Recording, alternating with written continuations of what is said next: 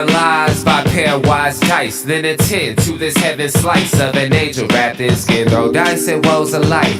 Love deprived, look at her vibe. What's the meaning of life? One subjective paradise. Crystal chandeliers, motives reflected. Off the mirrors, a pit clear, grinning from ear to ear. Craving and raving the grain, rekindle the flame. Closer she draws near. Stay there, remove your underwear, shove it somewhere over there. In paradise, in paradise. We know our purpose. In paradise,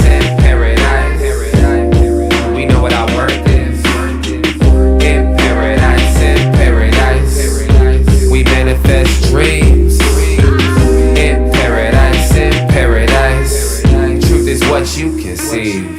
Boom. Yes, it is. The truth is what you can see. Hello, everybody, and welcome to this edition of the Unpopular Hour.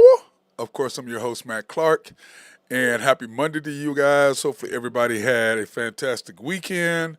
Got to enjoy, well, at least a nice Saturday. Yesterday was kind of blah, blah, blah. But anyway, I hope everybody had a good weekend. It St. Patty's Day. Everybody got home safe and completely enjoyed themselves. I know I had a fantastic time on Saturday, and then yesterday I just kind of cruised and rested and chilled out. So still had a good time. But that being said, please, everybody, you can go to YouTube, search the Unpopular Hour, Matt Clark, like, subscribe, hit notification button, and you can ask questions or you can comment on anything that we're talking about. I'll be able to see it right away, and I can comment and answer your questions right there in front of everybody. And then also on After the Storm is our OKC Thunder post game analysis show, which we did not have on Saturday because it was St. Patty's Day party, and if I drink, I don't come on air and do that. So, but anyway, After the Storm, OKC Thunder, like, subscribe, hit notifications, and of course today, the Unpopular Hour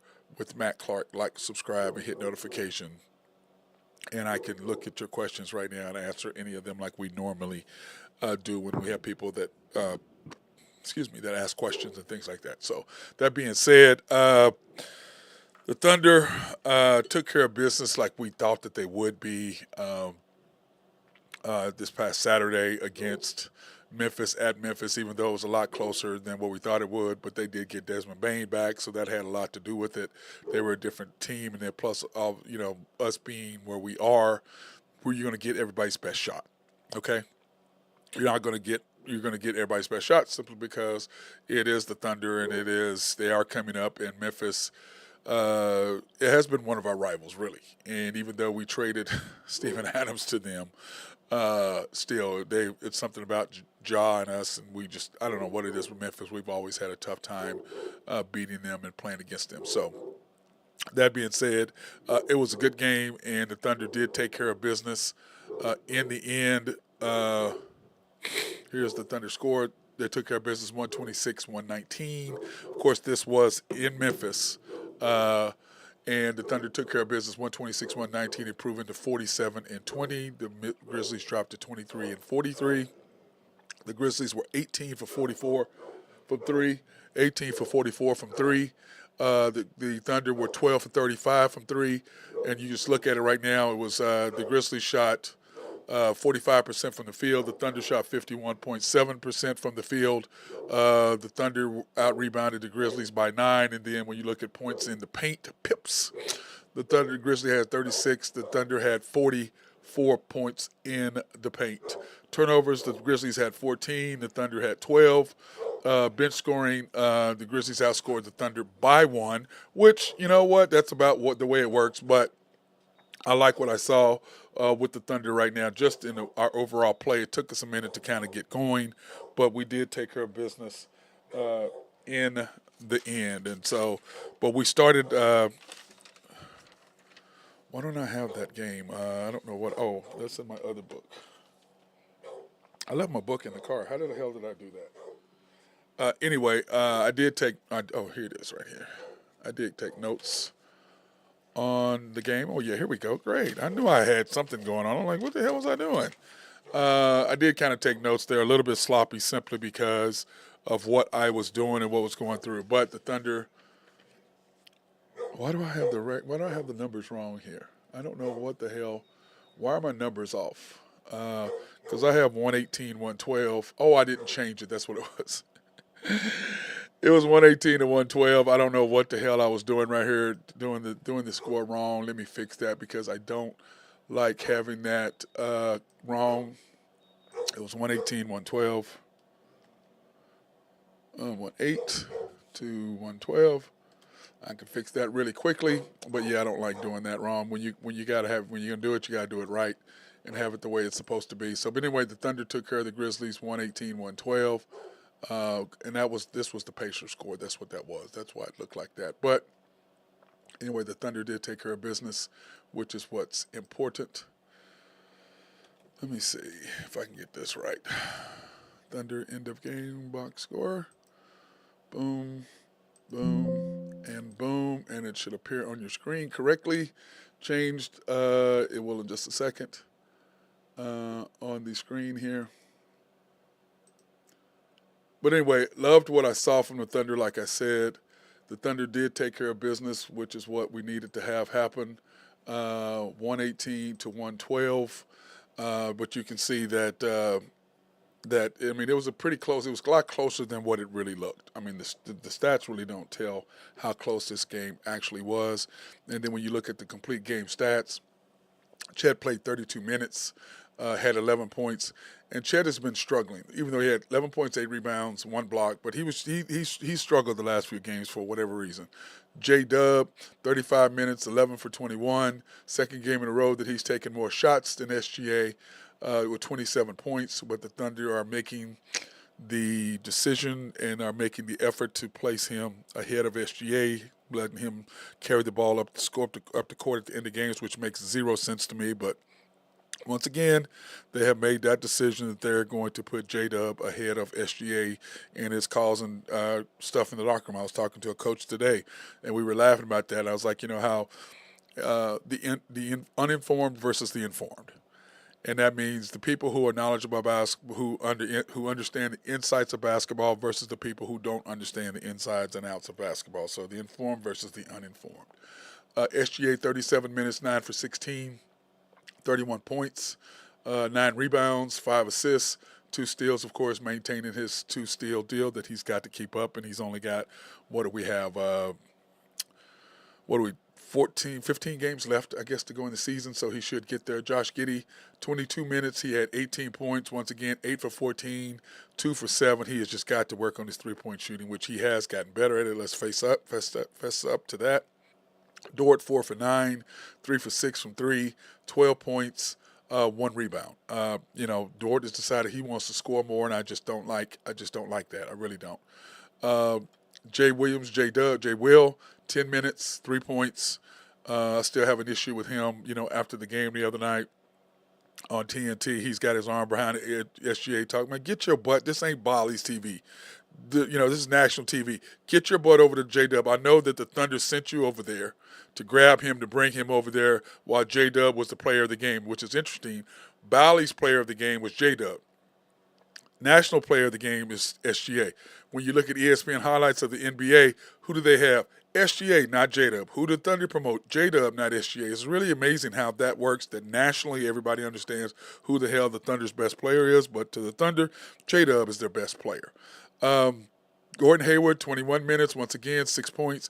He just doesn't fit in. He just doesn't. I like Gordon Hayward. I've always liked him. I thought he would be fitting in a lot quicker than what he has, but you're trying to give him time. But the other night, playing 30 minutes or whatever he played against Pacers, I don't understand that. He's just not. He's a new guy on the team, and you're playing him more minutes than you play Aaron Wiggins. I'd much rather have Wiggins on the floor than him. Much rather have him. I don't understand the deal. I know they're trying to get him ready for the playoffs, but man, I just hopefully it'll pick up. We'll see. Kendrick Williams, 7 minutes. He's just been a shell of himself this whole year. Has not stepped up. Muscala, 0 points. Him and Lindy Waters, they put them on the floor at the end of the quarter the other night. I'm like, what the hell are you doing? You're taking a guy who shoots 50% off from the three on the field, on the court. Take him off for Lindy Waters. I'm sorry, people like Coach Dagnall. I get it. He's a nice guy. I don't listen to him. I don't like listening to him because he's full of crap. Just like last year when I called him out on what he was doing towards the end of last year, everything I had been saying came to He validated me at the end when he lost that game and had to fess up and say what the Thunder already. We don't care, but we have our plan and we're sticking our plan no matter what other people say. Yeah, we know. That's why you're struggling. That's why you struggled at the end of last year, because I understand you were trying to get in to be the eighth pick so you could get in the lottery. I mean, I get that, but at the same time, do we really need when you have Chet? Even though you didn't know what Chet was going to really give you, did you need him? So that's the issue that I have with all of this, is that last year you could have gotten the playoffs. The only two guys you have playoff experience now are Dort and SGA.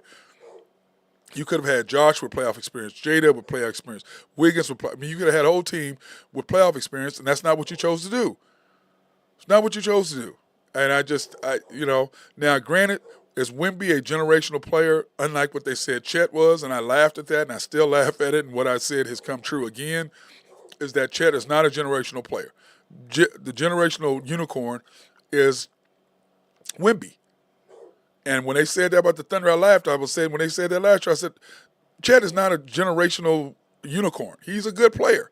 He's a typical tall, thin guy. And I don't care if you're white or black, color has zero to do with it. If you're tall and thin, Sam Bowie, tall, thin, with skinny body, you're not going to last in the NBA. It's too physical. You know, when Wemby says how the European basketball is much more physical than the NBA, what he was trying to say is that it's played on the ground.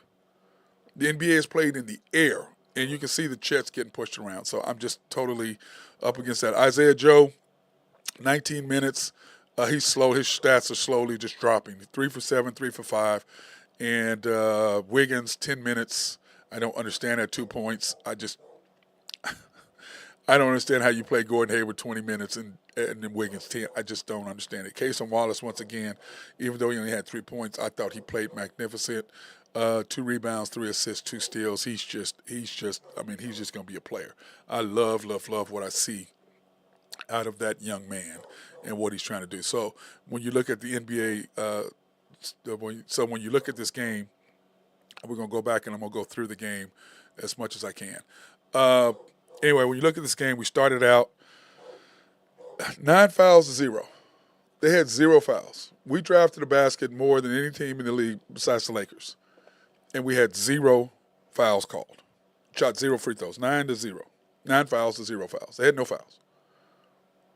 And then the free throws, they had 11 free throws, we had none. 11 free throws, we had none.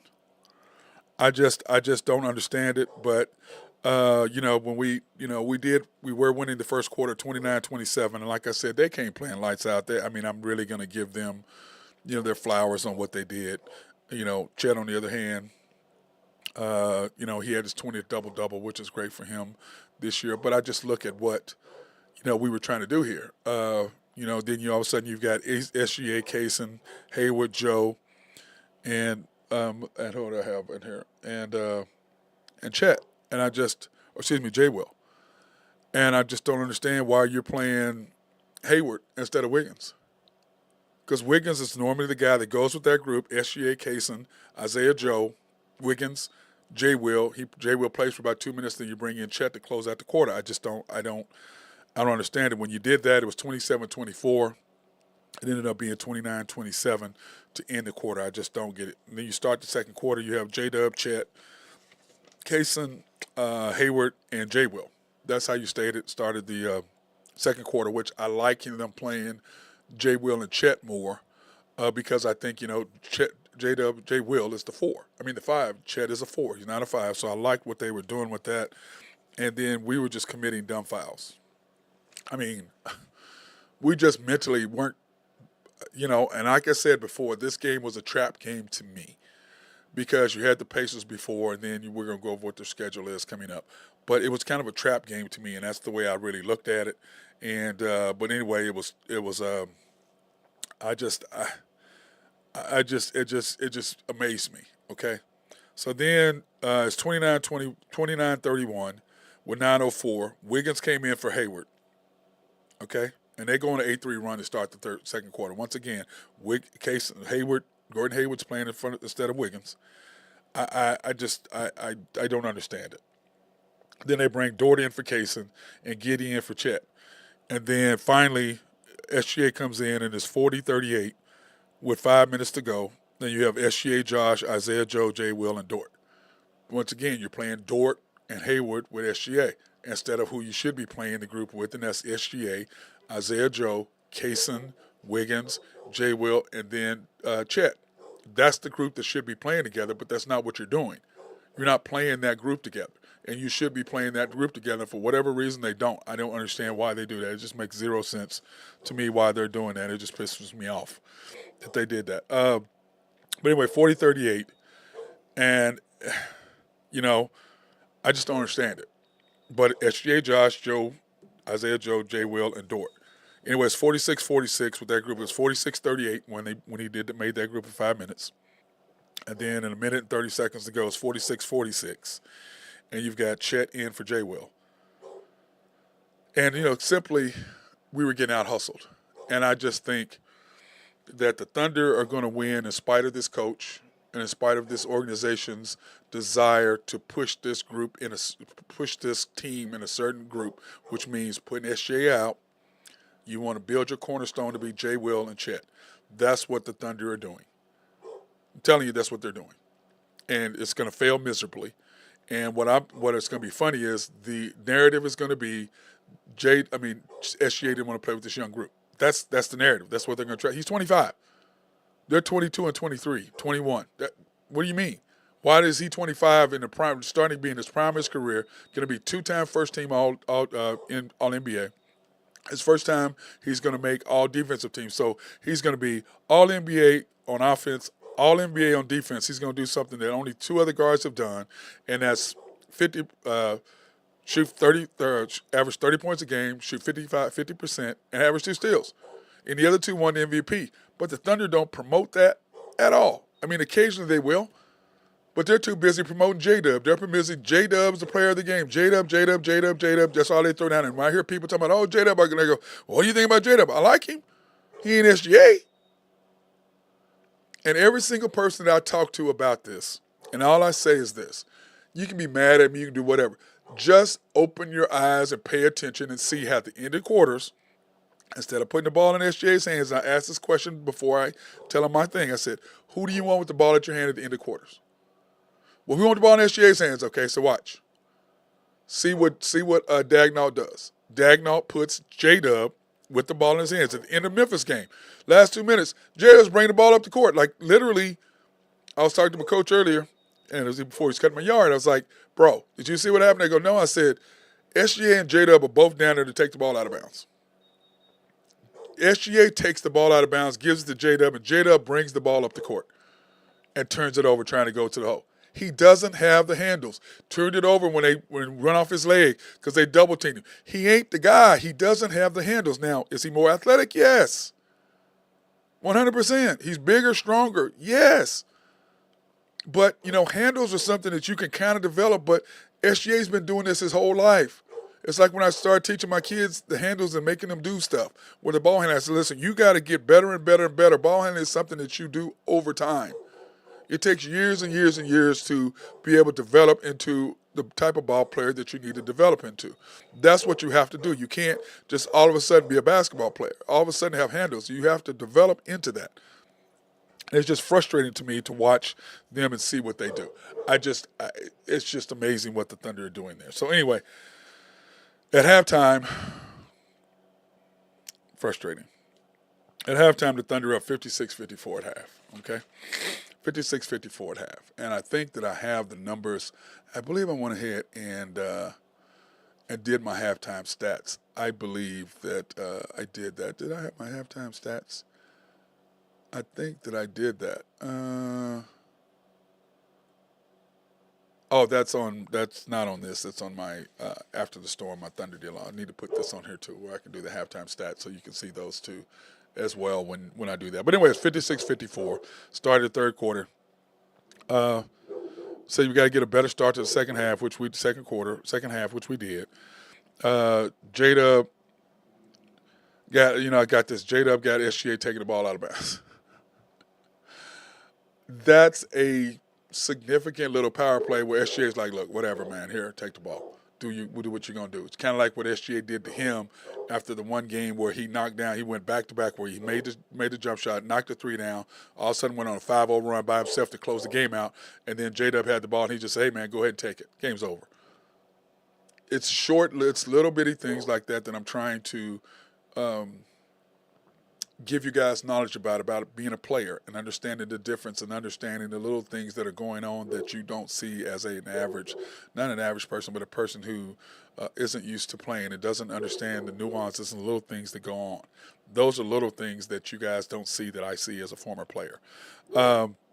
Anyway, 75-70 with 4 minutes to go. You got SGA, Hayward, Isaiah Joe, Kaysen, and K-Rich in the game. Now all of a sudden you're small. Now remember, SGA ended up with 11 points in that quarter. Okay?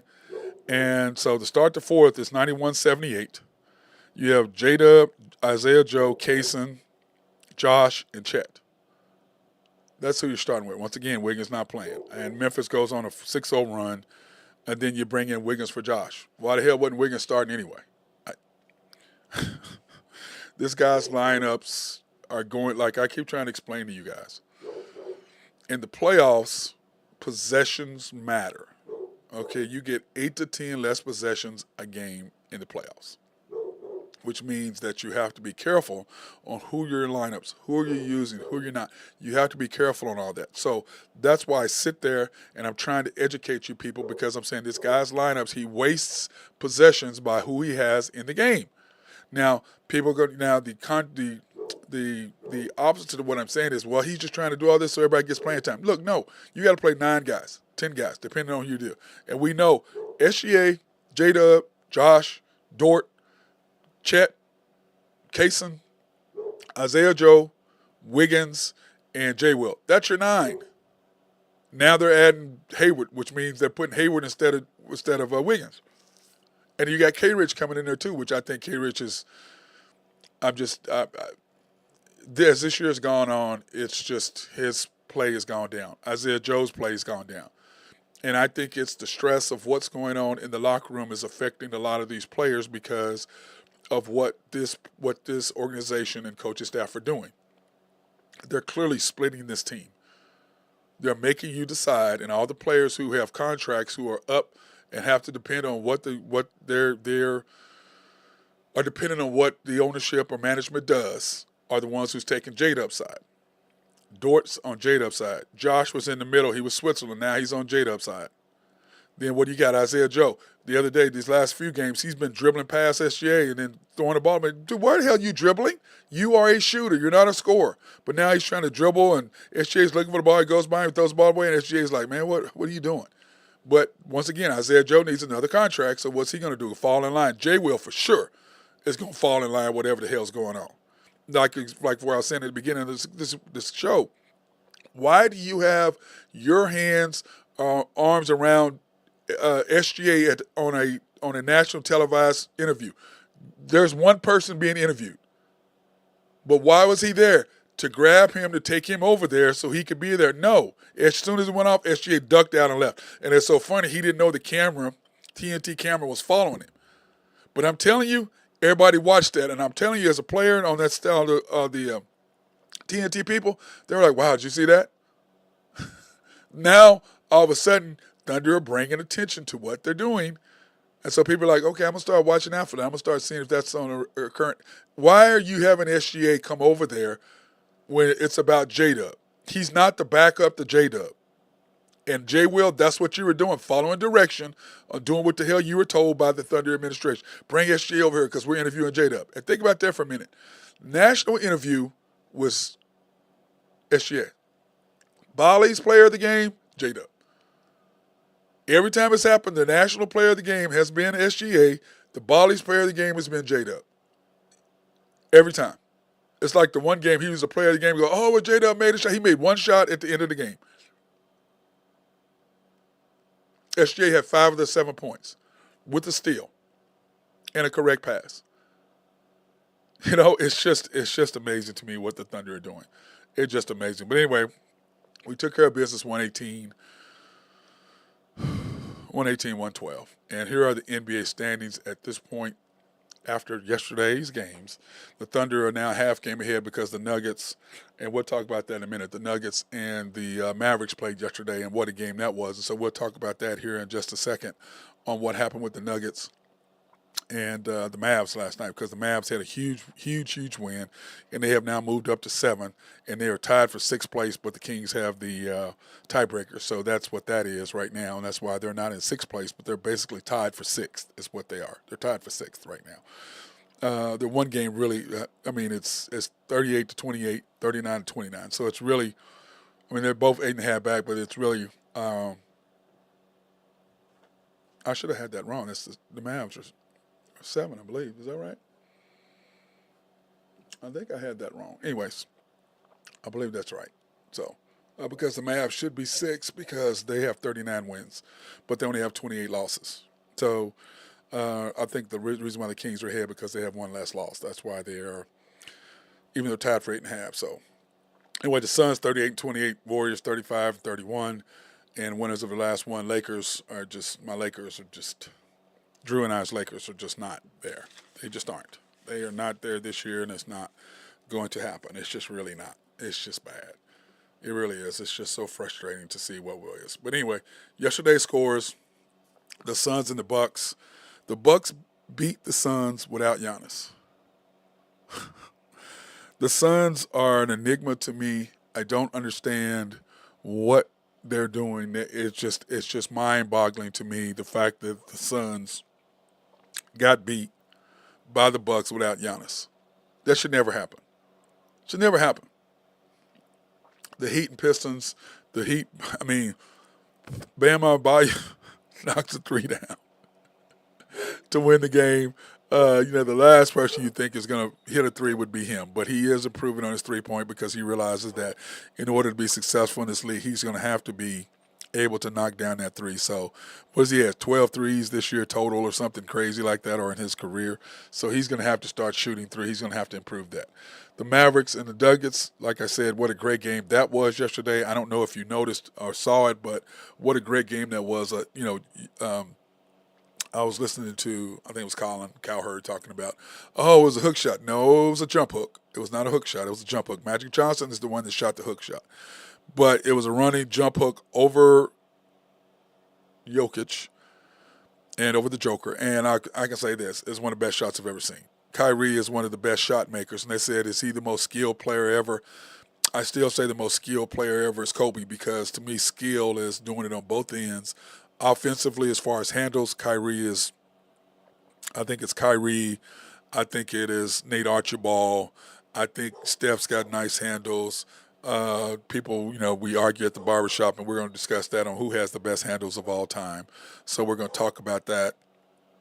People are sleeping on J. Will White Chocolate. Jason Williams, he was unbelievable. Oh, my God. In his ability to handle the ball and passing and everything. So, when they talk about the most skilled ever, to me, if you're the most skilled player, that's offense and defense. Offensive skilled player, still, Kobe was doing the same thing that he does, except he was shooting threes with left hand. Now, is Kobe's handles better than Kyrie's? No. But after that, they still shoot threes. They still can take you to the basket and use either hand. The difference is Kobe was shooting left-handed threes. I've never seen him shoot a left-handed 3 in game while the game was on the line.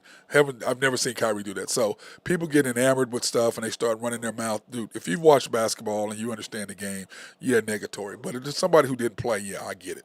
But no, Kobe is still the most skilled player ever. And like I talk about it, best overall player, Michael Jordan. Most skilled player, Kobe Bryant. Best all-around player is LeBron over Magic. And by I mean that, I'm talking about passing, shooting, setting up people. Now, defensively, Kobe has got him when it comes to that. Let's face it. But LeBron can play defense. But that's how I look at it. Raptors and Magic, whoop-de-doo. Celtics, once again, beat up on a team in the East. What a shock. 51, 52 wins. Wembanyama with his block at the end of the game on Dennis Schroeder. He's amazing. He really, really is a unicorn. Unlike Chet, even though they were saying that, and I laughed at that. I said, Chet is not a unicorn. He's just not. when he get to the league that what he was trying to do is not going to happen because I watched him against two NBA type centers and they both dominated him. Everybody forgets Carroll killed him when they played against Duke. I'm like, he ain't the dude, but he's really good. And I'm glad he's improved far better than what I thought Chet would ever be. He is every bit of that. The Clippers, how the hell do you lose to the Hawks by 17? That one I don't. That was a huge loss for the Clippers. The huge loss for them. And ever since them starting out, what did they win? 6 or 7 in a row, and then we beat them to stop their win streak. And since then, they're just not the same team. And then, like I said, who knows what's going to happen with them? Who's going to be available? Who's going to be hurt? Who's going to play? Who's going to? I just, it's ridiculous. But they're stuck with who they're stuck with because you just spent $2 billion on a new arena, and so you're definitely going to have the group that you have in there. NBA games today of note for us and we're interested in are the T-Wolves, if they can take care of the Jazz, because the Jazz are trying to lose because we have their pick. If it's 10 or better or 8 or better, if they finish 8 or 10 or 8th or maybe 10th or whatever it is, we have their pick. So they definitely want to try to lose as many games so they keep their first-round pick.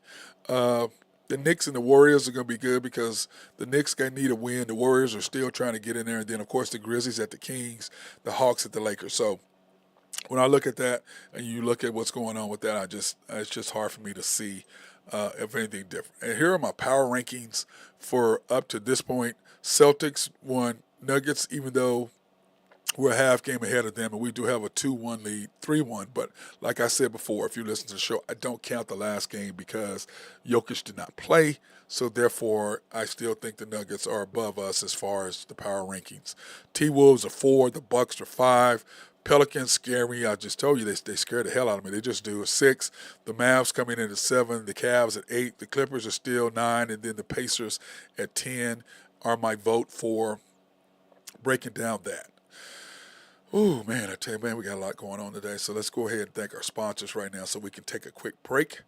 Thank SRB if you have any needs for engineering, surveying, or planning. They love to be behind the scenes. So if you have an office complex that you're building, they would love to come in and survey it, make sure everything is done properly, everything is laid out. You're not have to worry about flooding or anything like that. They are fantastic. Hit my boy Mark Long up over at SRB. Collaborative Logic, if you have needs for computer software or website design, hit Russell up over there. And the thing that, like I said, I love about him is that unless your computer needs something that needs to be done for it manually, if it's something software related, these guys can remote in and fix whatever you need to have done. They do that for me all the time. They come in and remote do unless they actually need my computer to actually physically have it. I don't take it into them and they can remote in and fix anything wrong. Oak Grove Trucking, if you have needs for dirt, rock, or sand to be moved, hit my boy Jose Fierro up. He is the man for that. And, of course, our latest sponsor, of course, YNB, family owned and operated since 1912. They are the bank that makes things happen. The Equal Housing Lender, a member of the FDIC, proud sponsor for us to support women, minority, and black-owned businesses, which they will be doing tomorrow when we're out on remote. You can pre-qualify online at www.ynbok.com. That's www.ynbok.com. That's funny when I do that. But anyway, you can go in or go into any of their main locations and see them at the main bank at 401 Elm in downtown Yukon. 401 Elm Street, downtown Yukon. YNB East, which is off the Parkway in 66 or 39th Expressway, however you look at it. YNB Mustang, which is off Mustang Road, there in Mustang, Oklahoma. YNB Parkway off Garth Brooks and I-40, just right in front of the hospital there. You can't miss it. South of I-40.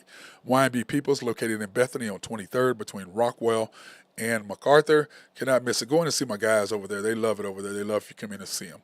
Shelter Insurance, the Mark Pemberton Agency, located 4609 Southeast 29th in Dale City, Oklahoma, 670-2424. Open Monday through Thursday, 9 to 5, Friday, 9 to 1. Closed Saturdays and Sundays. Proudly serving the Middale area since 1982. 1982. They've been serving that long. That's what they do. They call my boy Mark up over there. Fantastic over there at the Shelter Insurance Agency. And then also, by the way, my Basketball camp, we finally got the dates to it and when the camp is going to be happening, and it is June 13th and 14th, grades 2nd through 8th. It's Thursday and Friday from 8 a.m. to 12, $155. You can Venmo me. Oh, we misspelled that. Oh, that's not. No, it's not. Venmo me or Cash App, and then, of course, the URL code is right there. So if you'll scan that on, you can sign up and pay and everything right there online. You can do it all. You don't have to call in or anything. And checks are accepted if you show up the day of, but that's not necessarily a meaning that you're going to get in. So because we only take 20 kids, so first 20 in, and right now I think we have 10 spots, 11 spots that are taken already, because I go with the kids that I train first, and then after that, then we just add in whoever the public is. So that's why I've already got my kids who are already committed and tied in, and then I'm just adding in the few people that we can have. So just, go ahead and scan the URL code. Go ahead and sign up if you want to have your child in. And I'd love to have them in there to get them squared away. So if you want to do it. Now, of course, it's not really breaking news anymore, even though it kind of was. It's not really breaking news is that Aaron Donald retired, Rams defensive tackle, retired after 10 seasons. It's just crazy. 10 Pro Bowls, 8 first-team All-Pros, 3-time Defensive Player of the Year, and, of course, on the 2010s All-Decade team. And, we were just discussing that earlier, too, is he your best player, defensive player of all time? And I say, well, to me, it just goes in this order to me. I think it's LT, Reggie White, and him. Okay? That's how I still think. All of them were unblockable, but it was at a different time, different player. Players are more athletic than them, but they were stronger to me. I just think that dominant, he was dominant, but those two were, dominant. And I put those three together. That's how I look at it. I think those three are together. As far as Lawrence Taylor, Reggie White, and Aaron Donald. And that's how I look at it, because I've seen them all, and just because I see somebody new doesn't mean that they're going to take over. And from my point of view, I think just because you're new, that's great, but you're playing at a different time. The rules are different. They could do more, do less. They can't this, they can't that, they can't. It's just so many different things. So I don't really put too many younger guys into the past. Now, to me, my argument, and it has been, like we'll discuss this at the barbershop this week, and my argument is really simple, is that, yeah, the great players can play at any era, and it doesn't matter. And I've argued with Chris about this many times. The great players can play at any era. Michael Jordan can play now easy. He'd average, 40 points a game right now. Everybody goes 50. No, that's too many. Even though he did average 35 one year, he'd probably average 41. Allen Iverson would probably average 40. They both average about 40 is what they'd average today. So also, earlier when I was talking about ball handlers, I forgot about Pete Maravich. I forgot about Pistol Pete. Unbelievable. So anyway, that's kind of how I look at it. There are a lot of players in the olden days that could not play today because the guys are way more athletic. But my question to me is really simple. When you're the greatest of all time, it means one simple thing. And this is why I argue about Tom Brady all the time. When you're the greatest of all time, it says all time. That means that whatever you did then, you can do now. Or whatever you do now, you could do then. Tom Brady ain't playing 20 years back then in the 50s, 60s, 70s. He's not. He's not. So I can't put him there now. Is he the greatest winner of all time? Yes. He has 7 rings. But is he the greatest quarterback of all time? No, I'm still going to take Joe Montana. As Ronnie Lott said, Joe 4-0. Now, he only got there 4 times. But you got to remember, who was in Joe's way? Tom Brady went to the easiest conference. He won in the easiest division. Then what does he do? He goes to Tampa Bay Buccaneers in the NFC North, which is an easy division for him to get to the playoffs. He's smart. He goes, okay, what team can I go to that's in an easy division that has a good team? Oh, that was who that is. So that's what he did. Now, do I take away from Tom Brady? No. But he's not the greatest, and I disagree with that. And nobody can tell me he's the greatest of all time. No, he's not. The greatest of all time means you can do what you did in any era. When you look at Jim Brown is Derrick Henry. And you look at Derrick Henry's numbers in 9 years and what he did. He was the closest to Jim Brown, breaking Jim Brown's record. Not beating, breaking. And what I say about breaking versus beating, breaking means you did something in less time than they did to set it. That's breaking. Beating is that you just beat their record. Okay, and I get tired of people talking about, oh, they broke the record. He ain't broke no record. He beat the record. Come on now, get it straight. But once again, people want to hear something spectacular. They don't want to hear the truth. Politics, same way. You don't want to hear the truth. And when you do see it, you're just like, wow, did he really just say that? Or did somebody just really say that? What the hell? But people ignore it. Just like now, to me, it's really simple. You beat a record or you break a record. If I broke your record, that means I did it in less time than you did to set it. If I beat it, I just beat it. That's all. And that's how I look at it. So that's why I don't put Tom Brady as the greatest quarterback of all time. I look at him, he's the most winner because he had 7 Super Bowls. That's incredible. 7 Super Bowls. But there's guys I would take over him. That's just how I look at it, okay? Now, would Patrick Mahomes be the greatest of all time? He's trending that way simply because of his numbers. Now, the question is longevity, which is what's going to happen. If he plays 20 years, what is he in year 6, 7, really 6 playing, but year 7, it's going to help, okay? So that's how I look at when I break that down as far as Aaron Donald. I'm putting him in there, but I'm not putting him ahead. I might put him ahead of Reggie, maybe, but he's just – Lawrence Taylor and Reggie White were just absolutely dominant. They just were absolutely dominant. And I think that Tom Brady was more dominant at the end of his career than at the beginning, before he was just there managing. He did this year, Patrick Mahomes did what Tom Brady did for his first 3 Super Bowls. He was just there not to screw up. And the thing I've got to take my hat off to Mahomes is he figured it out and said, look, I'm going to win. And I'm not going to do anything, put my team in harm or at risk in order to lose. I'm just going to let my defense do what they do. Because it's like the Raiders. They beat the Chiefs without scoring an offensive touchdown. I mean, are you serious? Unbelievable. So, anyway, it's funny how you when you do all that. But congratulations to Aaron Donald. He was just an absolute monster. He really was. He just was. He was. And then, of course, in NFL news, the Steelers improved their quarterback room by signing Russell Wilson and trading for Justin Fields, then trading Kenny Pickett. Or actually, they traded Kenny Pickett after signing Russell Wilson. And then they turned around and added Justin Fields. And the thing that I love about what the Steelers have done is that by doing this, to me, it's just as an uninformed guy, because remember I said informed versus uninformed, as a person who watches, because I didn't play enough football and wasn't good enough to really – I'm just like a fan. I'm just giving my opinion, okay? And so when I look at that, that's how I see. Let me see. What is he doing? Okay. The Coliseum opening, okay? Oh, okay.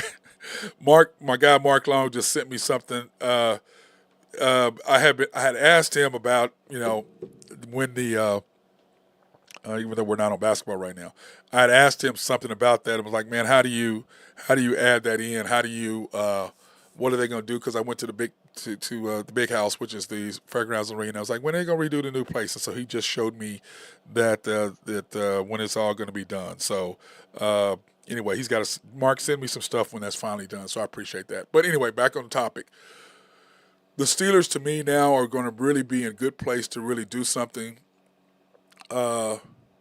because, one, I think Russell Wilson can be a great mentor to Justin Fields.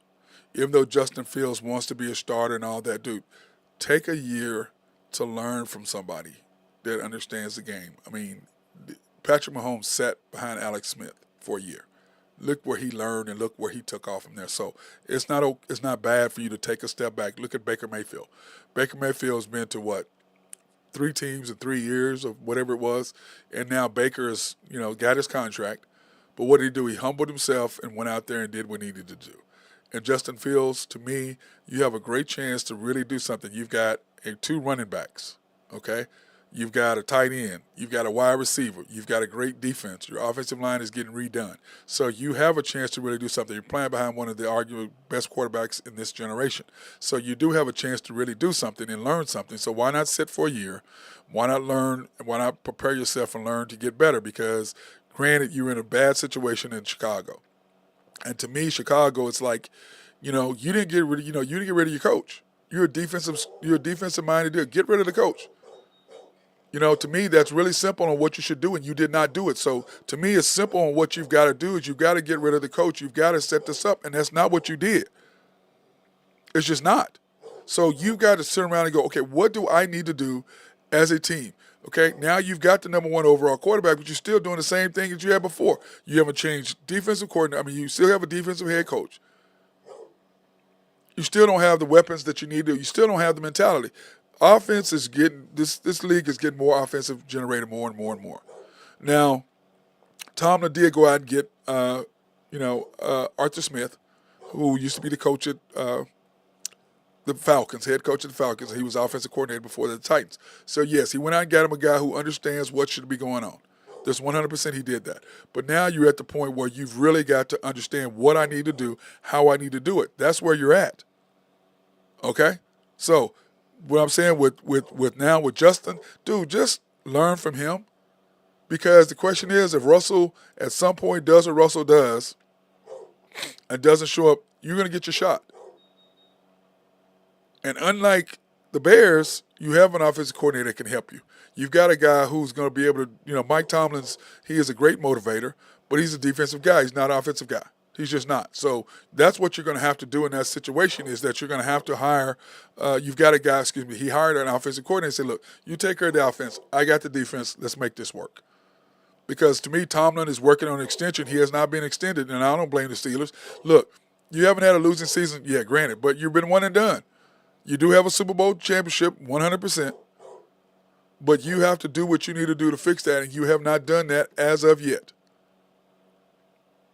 And that's what needs to be done with that. You have not done that, and you've got to be able to do that, and until that happens, it's not going to work.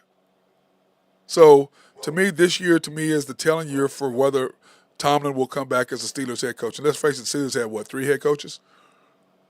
They don't fire their coaches. They don't, but that's the stability in the organization. That's the belief from what they are, but they've got to get more offensive-minded. They've got to. They can't afford to keep having these defensive coaches. They've got to get more offensive-minded. And the question is, will they do that? We shall see. But I do like what the Steelers have done. I do like what the Chiefs have done. I do like what I see all the way around from what they have done on both sides of that, and I'm really proud of both, okay? Now, like we talk about, what is the most enjoyable, fun time of the year? March Madness. March Madness. And here are, first of all, for the women, okay, which I want to get this in here because part of what we say here is the NCAA, and what I love about March Madness is really simple, okay? Here's the women's bracket. And when you look at the women and what they've done, and you look at the Big 12, the Big 12 have 7 women's teams in the deal. 7 teams. Can you believe that? 7 teams. It's crazy. Texas, OU, Baylor, Iowa State, Kansas, and West Virginia. So that can tell you what the style of play for the Big 12 has been and what the standard has been for the Big 12. When you look at what these women have done and you look at the brackets and you look at what the chances of them coming in, and, when I look at the women's brackets, that bracket in the Portland, oh, my God. Woo! I mean, I just look at it. I mean, what you got Texas in that bracket. I mean, you've got, you've got Duke. I mean, you've got USC, coming on the other side. I mean, I look at that Portland bracket, I'm just like, oh, my God. I mean, you got Texas over there. You've got Iowa State over there. And remember, Iowa State and Iowa went at it. They each lost one. I think Iowa State beat Iowa. Excuse me, Iowa beat Iowa State in the neutral deal, and then Iowa State beat Iowa at home. So I mean, that's just right there. When you look at that and you see what that is, I mean, that's just going to be a hell of a thing with there. And what Iowa, when I look at their bracket, I mean, let me see. They've got West Virginia in their bracket, which they should handle. They've got Kansas State, which is just a scary thing for them. You've got let me see. You got let me see. Uh, USC is down at the bottom. So I'm going to go through this whole thing. But anyway, when I was looking at it, they've still got some tough wins. You got Colorado in that bracket that you got to go through. So Iowa really is going to have some step up and really do some stuff. You got Louisville in that bracket as well. So that's going to be interesting to see. And then of course, overall South Carolina, I look at them. They've got an interesting group that they have there, but they should be able to go through their bracket. That's kind of how I look at it. I mean, you got Notre Dame over there, but for the most part, you got Marquette. And they still should be able to get through their bracket. They still got OU in their side. So when I look at their bracket and I see what they have, you're still going to have to do a bunch of stuff to get through that. And I think they do have the opportunity to get through their side, but it's still going to be really tough when you look at what's going on that side of the bracket. And then in Texas's bracket, you go down. I mean, you got South Carolina. I mean, that's going to be NC State. I mean, it's going to be. You got Sanford. I just can't wait. LSU. I'm sorry, and I just can't wait. I really the matchups I really want to see, which I don't know if we will see, is LSU and Iowa. I want to see that matchup.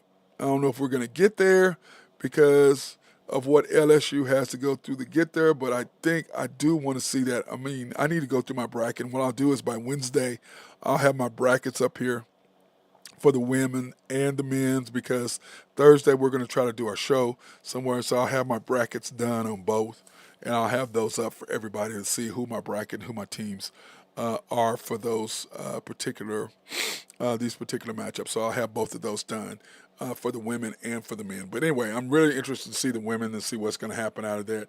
I think UConn losing the big girl, I think that's really hurt them as far as what they can and cannot do this year. But for the most part, I am excited about the brackets and about what's going to happen with them. And then, of course, in the men's bracket, let me see. What do I have that in here? I think that I do. No, that wasn't it. What did I do with it? I thought I put it in here. Where the hell did I put it? I should have labeled it correctly. Because that's the women's. What did I do the men's? I know I put the men's schedule in here. I thought I put it right there, but clearly I did not put it there. I don't know where I put the men's. Oh, that's where I put it, right there. I got to rename that. NCAA bracket. But anyway, here's the men's schedule right here. I'm just going to tell you, I'm going to do my bracket now. I have my bracket ready for everybody. I just don't, I mean, it's just kind of interesting to me how it's going to break down. I still like, excuse me, I like what I see out of the Big 12, having 8 teams in it. And, of course, the men's, we have Houston, even though Houston they got murdered. I mean, let's face it, they got murdered by Iowa State in the finals. I mean, but again, it's kind of hard when you know that you're already in, you're a number 1 seed. It's kind of hard to still be ready for that. But at the same time, you can't get beat 30, okay? You can't get beat 30. I mean, you really can't. You still got to step up. And Houston, Iowa State was trying to make a point. Houston clearly wasn't. I remember Iowa State beat them early in the year, and then Houston took care of business at home, and Iowa State should have beat them, and Iowa State just murdered them. So I don't know if that means Iowa State is better than what we think they are or not. But anyway, you have Houston, Kansas, Iowa State, Baylor, Texas, BYU, Tech, and rounding out TCU as far as the teams that are in there. So when I'm looking at the brackets and I'm seeing what is available out there and where everybody's at, that's kind of how I look at it, and it is really set to me on what the possibilities are for that. I like what I see, like I said, and I hope it can continue to get better, but we shall see what's going to happen with all of that. But like I said, on Wednesday, I'll probably have all my brackets. So tonight and tomorrow, I will go through everything and kind of figure out what my brackets are, who I'm picking to do what, when, against whom. So I'll probably go do that tomorrow. Or tonight, I'll work on that tonight and tomorrow to get that figured out. And then, of course, the Thunder game is Wednesday. Uh, Wednesday, so we'll have that done as well. So, but anyway, this is really exciting to see. March Madness, like I said, is my favorite time of year because one, you have March Madness as far as NCAA, and I believe on Thursdays and Friday we are going to do our show live the whole day, not the whole day, but pretty much in the afternoons. And we're trying to figure out where we're going to do that and set that up right now. So we're working on doing that right now and figuring that out. So I will get that figured out on how and where we're going to put where we're going to do the game. So that's interesting. Like I said, I'll let you know tomorrow by Wednesday where we're going to be Thursday and Friday, or at least Friday for sure. And it all depends on I've got to go through and see who all is playing because that's going to dictate what we do. And then I know Kansas is playing Thursday. So, but I got to look at and see what the times are, and I have not done all of that yet. And tomorrow I will have a better idea of where we're going to be, who we're going to be on with, and what our shows are going to be. So I'm going to have a better idea about all of that and what we're doing. And then, but I'm excited. Like I said, I'm excited about what's going on and what's going to happen in the NCAA. And I will have the women's bracket done and the men's bracket. I will have both of those done, and I'll set up. So I'll have all, like I said, I'll have all that done and ready to go. For everybody, and like I said, we'll have a good idea of what we're going to do and what we're not going to do at that particular point. So, but anyway, I'm excited about it, and like I said, thanks to Mark Long for sending me that information as far as the big house is concerned, and I will give you more of an in-depth accounting of what he sent me because I had asked him when I went to the big house to watch the team plays, watch the high school basketball championships, and we were laughing about that. I was like, man, when is this place gonna be done? So they've been working on this arena forever. So he gave me that information. So tomorrow I will go in detail, like I said, more about that. I know that he was telling me that. Let me see. The last roof truss goes in place. You asked how long done. I predicted would be the beginning of the year. That's what he said. That it should be done because March 27th, a Coliseum tour, so they'll be able to go on the tour. And of course, he got invited. I did not get invited, but he got invited to go to that. And those of y'all who do get invited, y'all can go to that to see what the new arena is going to, the Coliseum, and what it's going to look like. I mean, it looks good. I mean,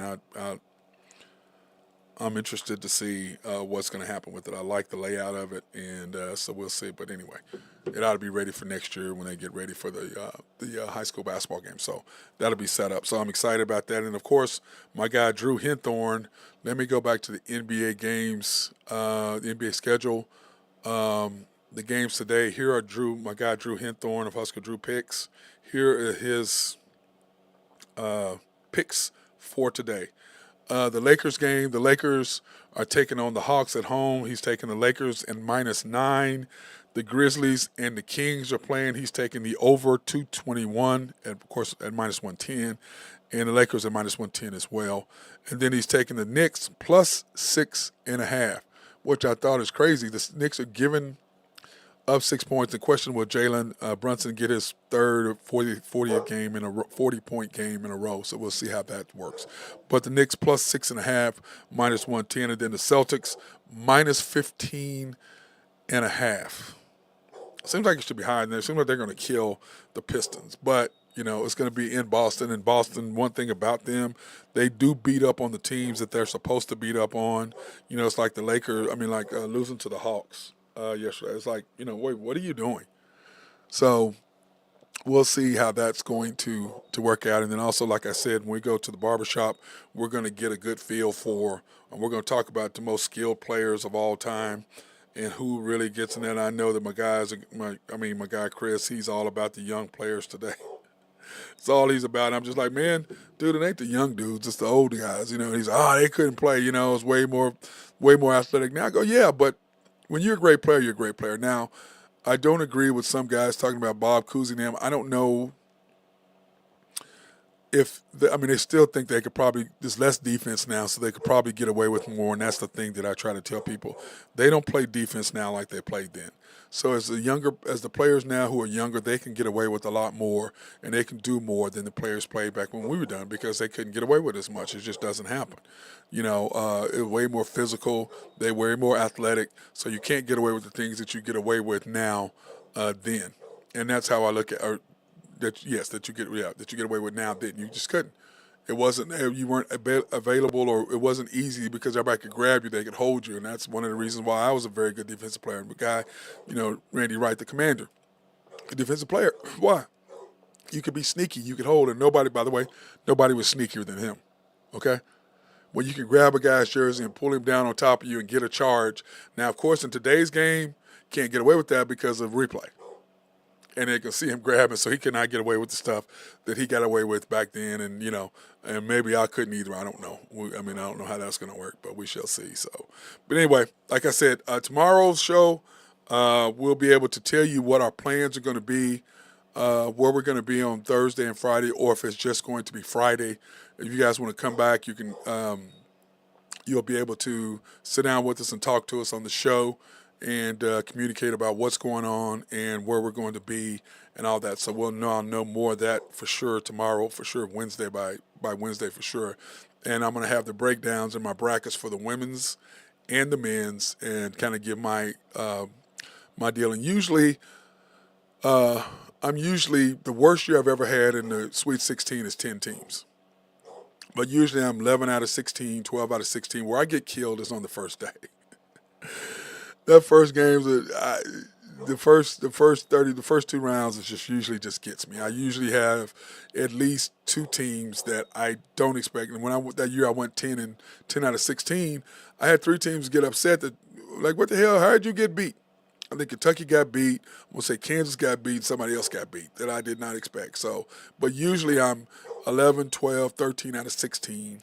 Is usually what I am. And then one year I think I was 14 out of 16 and 4 out of 4, 2 out of 2, and predicted national champion. But usually I'm 11, 12 out of 16, and then I'm usually 3 to 4. And one year I think I was 2 out of 4. But for the most part, I usually have at least one team in the championship game, and I usually get a minimum of 2, more like 3 out of the 4 in the Final Four, because usually your best 4 teams are going to be your best 4 teams, but there's always that one guy that always slips in. That's why I average probably 3 out of 4 in the Final Four. But usually the championship game, I usually get that right. I did not get when who was it that got in? Butler, did not predict them in there. So there are years that I don't get it for the most part, though I do predict who's going to win it or who's going to be in the championship game. So, both years that Kansas did it, I predicted them to win. Both times I predicted them to beat. Memphis definitely did that, and I predict them win. So whenever Bill, to me, gets there, he's a great coach. And by the way, they had a survey on the show that said who has the most NCAA victories as a current head coach. And, I'm like, well, it has to be Calipari or Self or, one of those guys. And, of course, it was Cal, and then and Bill Self was second. Because I'm like, they're in it every year. And, they may not win it, but, they're going to win 2 games. They're going to get to the Sweet 16. And they're sometimes going to get to Elite 8. So they've been in it so many. Bill has been in, I think, in every year. What was it I saw? My guy, Pony Thompson, said Kansas has been in the 24 or 34 straight years they have been in the championship. So, that right there is just crazy when you think about that. That's 24, I think it's 24 straight years they've been in the playoffs, or 34, whatever it is. I need to go back and see. Let me see if I can pull that up, what Calvin had put in there, Pony Thompson, because I saw that and I was like, what the hell is he talking about? Let me see. It's Pony. Let me see. Let me go back and look. I want to get him straight and make sure I can pronounce this right. Where is he at? Hey, Sonny, put up so much stuff. 34 straight times they have made it to the NCAA. 34 consecutive times to the NCAA. 34. You know what I need to do tomorrow? I like to go and I like to check and see. Let me write that down. Most consecutive trips to NCAA. I like to see who that is because 34, that's not the record. I mean, I like to see who has the record. I mean, that would be something. I mean, our Duke probably has a long streak as well, but I'd like to see who that is. That'd be something I'd like to know, and probably something you'd like to know. But anyway, I want to thank everybody for watching this edition of the Unpopular Hour. Hey, get some rest today. Go out and do what you need to do, and be safe. Take care of your business. Rest up.